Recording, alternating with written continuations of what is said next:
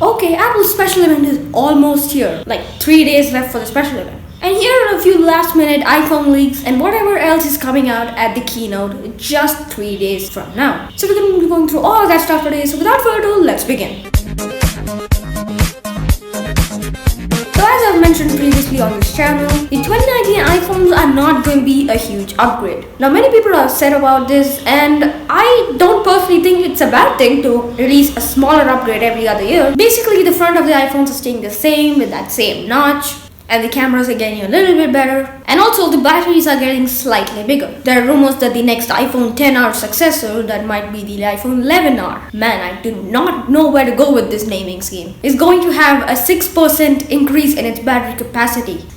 Yay, such a noticeable upgrade. And also we're getting these leaks from Ko saying that the two iPhones, the premium iPhones, are gonna get different sized screens. That doesn't make much sense. Like, why would they just make another size display when they already have the older displays? They could cut some cost there, but whatever, I guess. So bigger displays or smaller displays according to what Apple wants to do with the next iPhones. But the leak said the iPhone XS successor, like the smaller version, not the Max, is going to get a 5.4-inch display. Like previously from the iPhone 10 to the XS, like the 2-year cycle, had the 5.8-inch display, and it's a pretty good size. It's a good middle point between, the XS Max and, the smaller iPhones like the 8. But yeah, that's kind of weird. I don't exactly know if Apple will do that, but we have to wait and see. Just 3 days later, and we'll know exactly what to expect. And rumors also saying that the iPhone XS Max successor will have a 6.7-inch display, an increase of 0.2 inches. Like,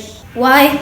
Okay, so coming to the cameras, the iPhone XS and the XS Max successor, whatever it's going to be called, is going to be having a 3-camera setup. So one's probably going to be a normal lens, one's going to be a telephoto, and the other one's probably going to be a wide angle. But who knows, Apple might even surprise us with, say, a time-of-flight sensor or something like that. So yeah, we don't know exactly what to expect from the cameras on the iPhone 11 and 11 Max, whatever they're called. We do have concrete evidence that it's going to be a 3-camera setup. Of course, the camera design looks bad. Okay, I'm not denying that's a problem. I legitimately do not like the look of the cameras on the back. I don't understand why they went with that look. But whatever, it doesn't matter, I'm not going to buy it anyways, so yeah, I think this design cycle does make quite a bit of sense if you look at it from outside. Looking at this amazing post at the Apple Hub, they showcase a table where the iPhone gets a upgrade every 3 years, a pretty substantial one at that. So if you look at this, the iPhone 10 was introduced in 2017, and that was a huge difference from the iPhone 7. And the iPhone XS was a small upgrade, an S upgrade, that got better specs, slightly better cameras.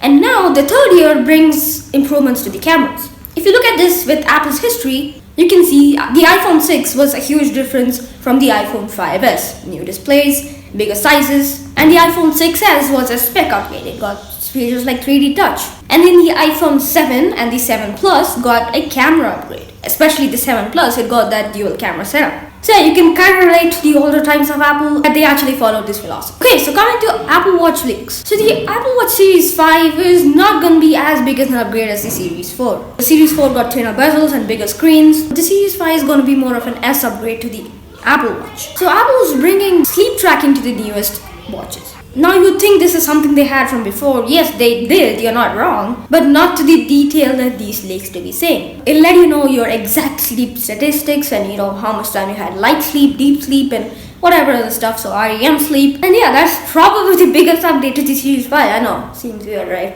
So yeah, just considering that the Series 4 was a huge upgrade, Series 5, not so much. And there's also another leak from Ko, who said that the Series 5 will have a blood pressure monitoring system. So yeah, that's pretty interesting. We'll see how Apple pulls that off. They pulled off the ECG thing last year, and this should be, pretty good, for health. They seem to be really wanting to help you with your health. And there's also a new rumor saying that an Apple tile-sized device.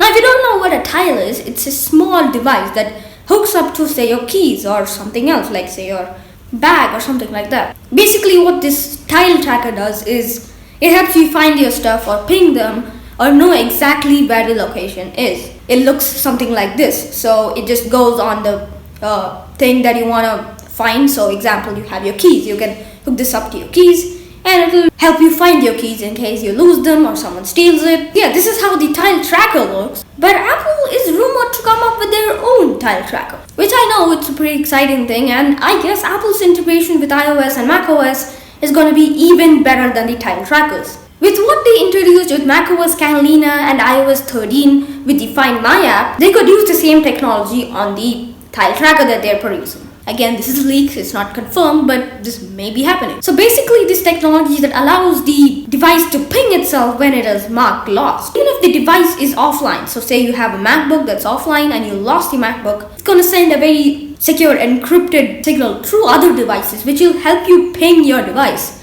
which is a pretty cool concept if you ask me.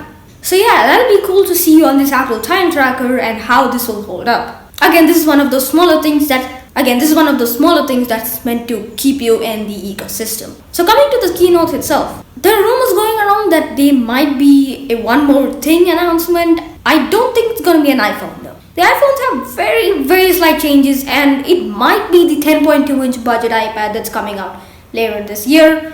That's what we think it is, but it could be anything else. Even the child tracker could make it into the one more thing squad. And also there are some conspiracy theories that might be a newer AirPods Pro, but really, I don't get it. Maybe it is there, but I think people are pretty happy with their AirPods right now. It's amazing. I've tried one of those. It seems to be fine, but whatever, for the Pro customers, I guess the AirPods Pro is coming up. And also when it comes to naming, Apple's kind of running out of ideas right now. So the recent leak about the naming of the newest iPhones was that it's going to be called the iPhone 11 Pro. So that's going to be like the successor to the iPhone XS and XS Max. But the iPhone XR is going to be called the iPhone.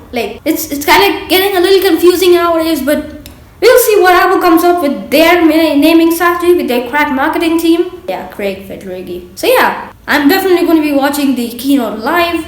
And if I can, I'll make a live reaction to the keynote itself. Anyways guys, let me know what do you think about the newest iPhones and the leaks and the event that's coming up just 3 days from now. All that good stuff, let me know in the comments down below. I'm personally pretty excited to see what Apple can come up with the table this year.